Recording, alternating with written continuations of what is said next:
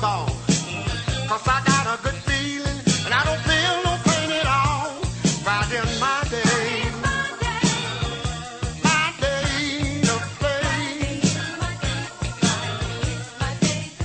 Riding my day.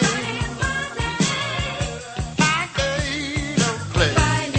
Oh, are we on? Everything working?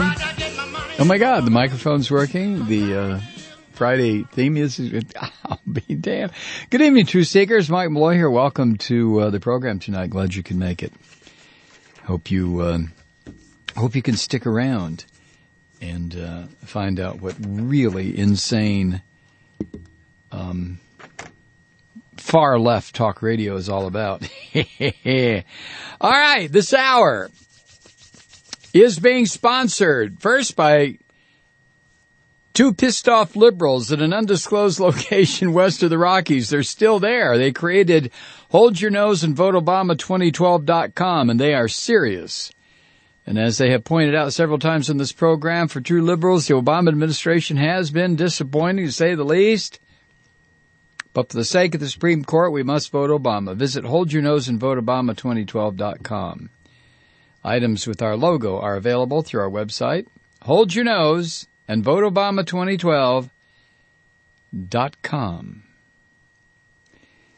And also the sponsor, this hour is sponsored by Rick Gardner. His message, educate yourself. Listen every Tuesday, 11 a.m. to noon Eastern Time to Air Occupy from Daytona Beach. You can listen online at big1380.com, big1380.com. Relevant material, no spin, no commercials, just information every American needs to know. Thanks, Rick. You got that? 11 a.m. Eastern every Tuesday at big1380.com. All right. Weird stuff today. I opened the New York Times and let's see this horrible tragedy on the front page. Two little children. Oh my God. And then go to the New York section and read about a New York cop who had taken elaborate plans to cook and eat 10 different women. Oh God. Oh, makes me want to holla. By the way, got an email here from Professor Thomas Colbreese. He has a question for everybody. When was the last time a businessman was a successful U.S. president?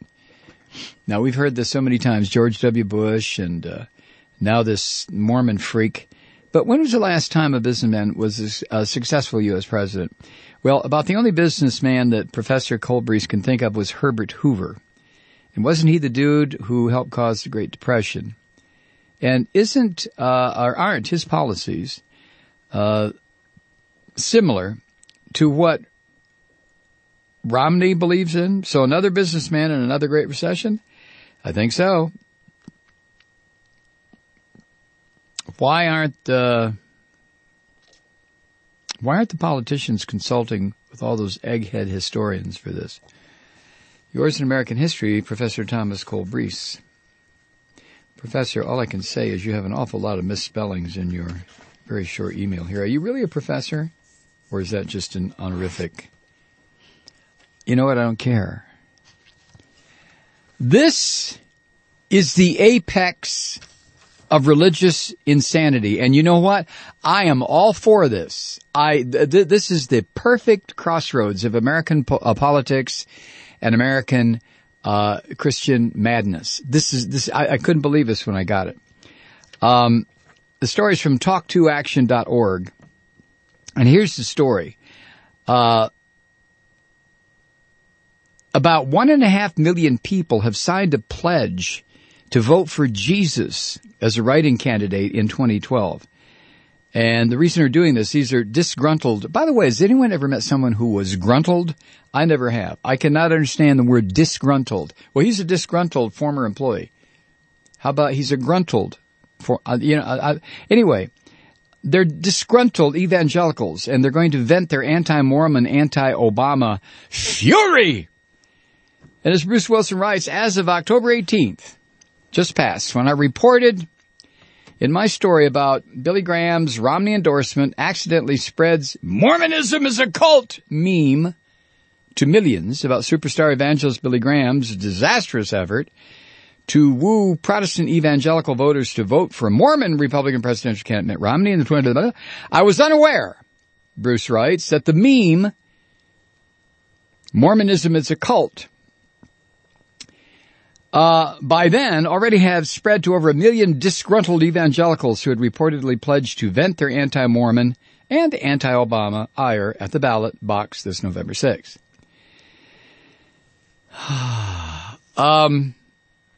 Candidate A is clearly a tool of Satan.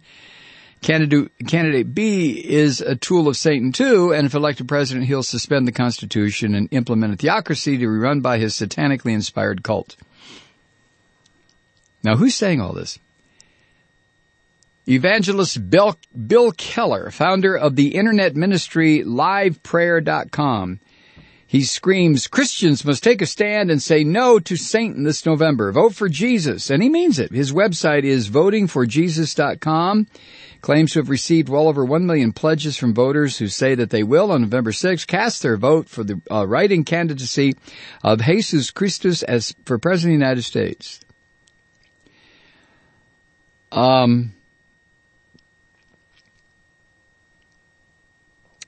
As of August 18th, just passed, 320,000 people had pledged on Keller's website to vote for Jesus. But it keeps growing. Now it's up to 1.4 million. It keeps growing. More pledges, Bruce writes, flood in at the rate of almost 1,000 per hour. Keller's army of Jesus write-in voters might top out somewhere between 1.5 and 2 million pledges. So the effort could, in theory at least, lock up roughly 1% of all eligible American voters. Now this, it's for real. And listen to what is at this website. This is really some hysterically funny stuff. I love this. I just absolutely froth at the mouth over this. Listen, this is at votingforjesus.com. It's time for Christians, true followers of Jesus Christ, to rise up and say no to Satan this November. As I prophetically shared last November, if God allowed the upcoming election for president to be between President Obama and Mitt Romney, it would truly be Satan flipping a two-headed coin with his head on both sides. President Obama has proven by his words and deeds to be a true enemy of God, as detailed in James 4:4. He has been the most pro-death president in history. Really? Supporting the legalized slaughter of innocent babies here and around the world. He is a staunch advocate of the radical homosexual agenda, and he has been a great friend to the enemies of Israel. On every major spiritual issue of the day, President Obama has proven to be an enemy of God and a true tool of Satan. Former Massachusetts Governor Mitt Romney is a fifth-generation member and a priest in the satanically inspired Mormon cult.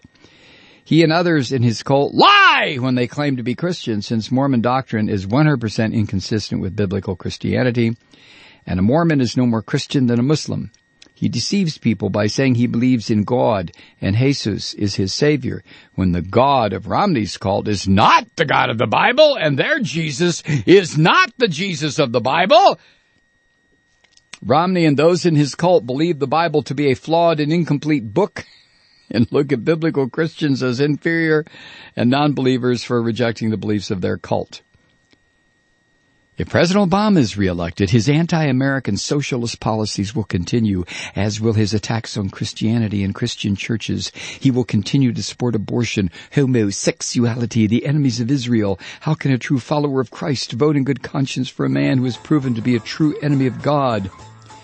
If Mitt Romney is elected, he will be the fulfillment of his cult's polygamist, pedophile, racist, con artist, murdering founder Joseph Smith's white horse prophecy that Romney and all Mormons believe.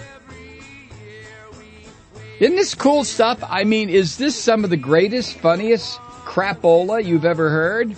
There's a little bit more when we come back. Do stay with us.